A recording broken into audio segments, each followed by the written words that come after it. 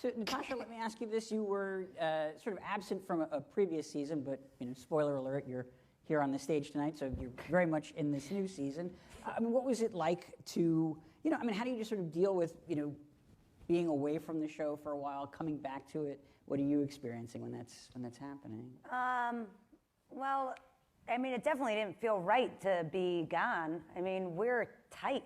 Yeah. So it also, in that sense, was not strange to be back, because it was sort of, like real friends, where even if you don't see each other, you're kind of right back where you left off and getting very deep very quickly. Of course, thanks to cell phones, we also were in touch pretty regularly, and also saw each other a lot. But there's something about this show. I mean, there's just something about this crazy thing that we all created together. I mean, that I've never experienced before. I've been doing this for a long time. And I think it took us all by surprise. I would guess also Genji and Netflix. I think everybody was surprised that this show sort of took on such a life of its own. And I've never really been part of building something like that, like seeing it from inception like that. And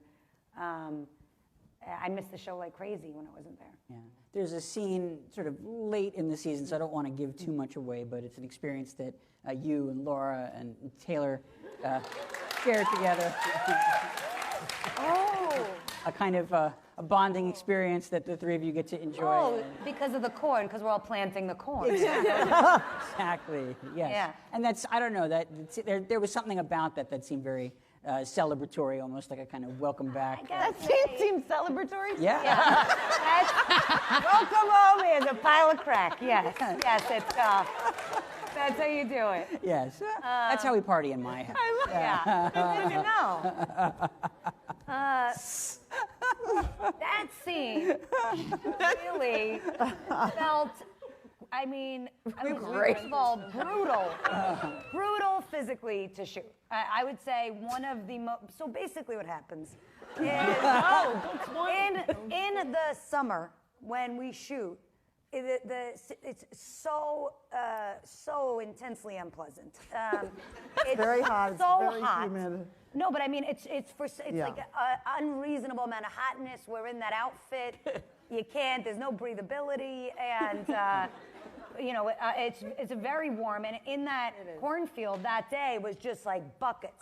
Now, I'm oddly not complaining. Also, by the way, it gets freezing in the winter. But, I'm not complaining, because I will say that now that it's over, the memory of it, and I think this is true of most acting stuff and also childbirth, is that it's like in my mind's eye, it just felt like we were so alive and almost like we went to battle together, because it was. I just remember Taylor, and at some point she the lighter, because it was like a makeshift lighter, and she just got a giant burn on her hand, but because she was playing. She was corned out. She kept just she would just stare at it periodically, is that really happening? And then PREPON and I would be like, I think that is really happening. It's bleeding, but we'd be dripping sweat, and there was dirt in our fingernails. Yeah. There was something about it. Such a rough day. That was such a tough day. That day, that day was really intense, but to me, I burned myself. I picked burned up yourself the crack badly. pipe the wrong way. Oh God. Yeah. Oh God. Yeah, we held it the perfect way. Going over here. You don't smoke enough crack, see? You don't smoke enough. They were pros. But what's funny is I need more. Can't do it. that day was really hard. But for me, it was actually way easier than the scene that Lolly and I had to do in the greenhouse. Because we were shooting in the dead heat. Yep, in the dead heat. Same thing as the crack scene. But we were in a greenhouse with our entire uniform on, with garbage bags taped at the wrists and around us, because it was the scene where I don't know, it's not really spoilers, the first episode. Yeah, everything. But we dismember a body, And there's blood squirting up. Literally, I'm doing the saw, and there's someone underneath flicking blood up on it. And there's like sweat dripping into my eyeball. It was insane. I literally felt like I was cutting weight like a fighter. And I'm like, this is insane. And after the take, Lori Petty and I would eat like sea salt and vinegar potato chips like savages, just to like get some kind of salt back into our bodies because we're sweating so much. So that day was a little more physically intense than the cornfield, but all in all, it's pretty awesome days on the set of Orange. Never a dull moment, and it's fantastic. Amazing. My perception of that scene is totally different. But I mean, it was flicking for of the that blood. reason, very sort of like very honest. Like if like the goal of the actor is to kind of, like I think everybody loves Bill Murray so much because he's so relaxed in his body, right? And the other way to do that is just through sort of physical horror in a way, because you just kind of are like immediately like you're really thrown in your body because you're up against the elements, kind of. So you're really you're just in it at that point. And so I think for us, it actually felt like a very special scene in that we were just totally present. Like nobody's touching you up in a corner. No, you know what I mean? Something starts to happen that felt very special. Yeah. Now, we did, we solicited some questions from the internet, from our online viewers, and Kate, most of them contain the words Captain Janeway, because this is the internet. So I wonder if I could just ask you, when you were cast on this other television series, this popular science fiction franchise that you were part of, I think a lot of people, hailed it as... Why is everybody laughing? This is true. Why are you laughing? I didn't know why you wasn't saying the name. Please continue. That was, honestly, that was seen as I think, a breakthrough moment for women. That this was, To put a female on the captain's seat? Exactly. It was. It was, and a sign that women were making progress in the industry. Now, do you feel like since you've done that show, do you feel like did women continue to enjoy progress after that, or was there? Was it sort of a continuous trajectory? Was there a fallow period, and now there's more opportunity for women again? How do you perceive? She was a game changer. Yeah. Paramount really walked the plank on that one. Yeah. That was a brave new world. We made television history with that. Yeah. And I think it's been slow going. We've made some significant cracks in the glass ceiling, but it's been slow going. But thanks to Jenji Cohen, I think, and Orange is the New Black, and It's Like, we are looking at the advent of a new day. Yeah. And I'm delighted to be in the vanguard. Yeah. With this intrepid crew. Wonder how they do in a starship. Well, we'd have you. In prison. The galaxy. I'm sure you are. Yeah. Suzanne. So, Laura, let me ask you. Alex and Piper, they're on again, they're off again. They have each other's backs. They're at each other's throats. Wouldn't you just like to see those two crazy kids settle down? Right off into the prison sunset. There will never be any settling down for Alex and Piper, which is why it's such a fun relationship to watch.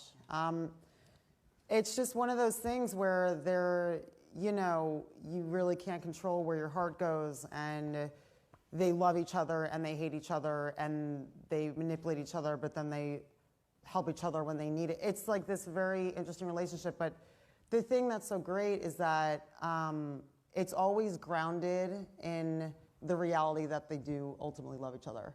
And that's why all these crazy things happen, but you're always kind of rooting for them because there's this genuine love there. Right.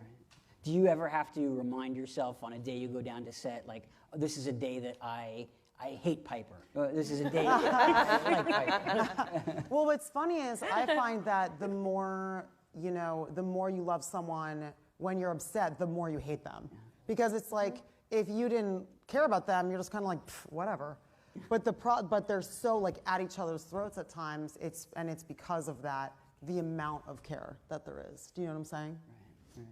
Taylor, did you want to weigh in at all, just since you're the other half of this coin? What's that relationship like, or how do you perceive it as the other player in that? They're out of their minds. I think they're out of their minds. No, but can very much. I think anyone who's ever had that sort of, you get a splinter in your toe of someone, and it's just like, ugh. You know, you can't shake it for better or for worse. So they it's more than a splinter. It's as if they skidded and they have a log stuck in their foot. Oh my.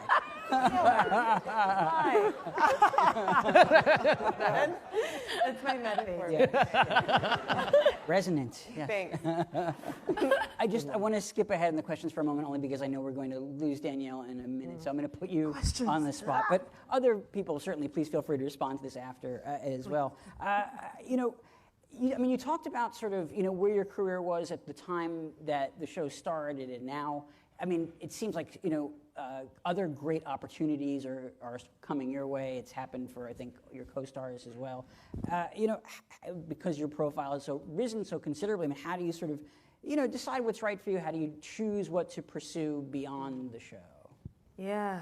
Oh, man. I have just been so blessed and grateful for the year that I have had. It has been incredible to get to be in this family, Orange is the New Black, as well as dab into Color Purple, the show really that made me want to be an actor, actress.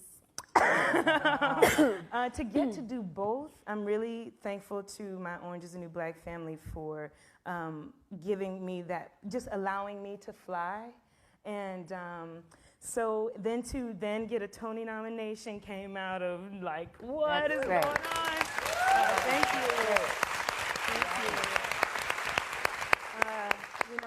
It's just been a great year, and everyone has been so supportive of me. I'm really glad to be a part of this group. I'm telling you, there was times where we were shooting very intense scenes of Orange is the New Black, and I would have to go straight into my first preview on a Broadway stage that same day. And these girls we got in a room, and they just poured so much love into me and prayed over me that day. And even Kate just giving me love and encouragement throughout this whole process. So it's been, I have said this before, and I'll say it 100 times, I'm really living on cloud 500 right now.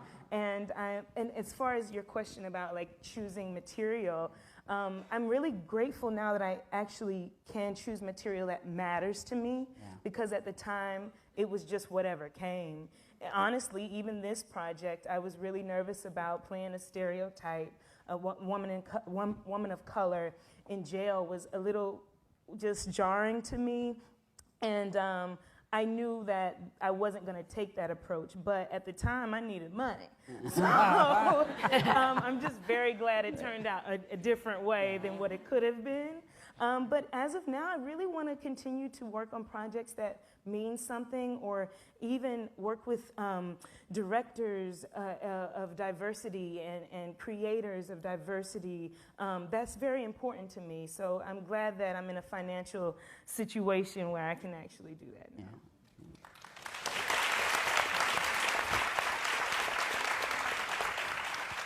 Sidebar, everybody should see her in the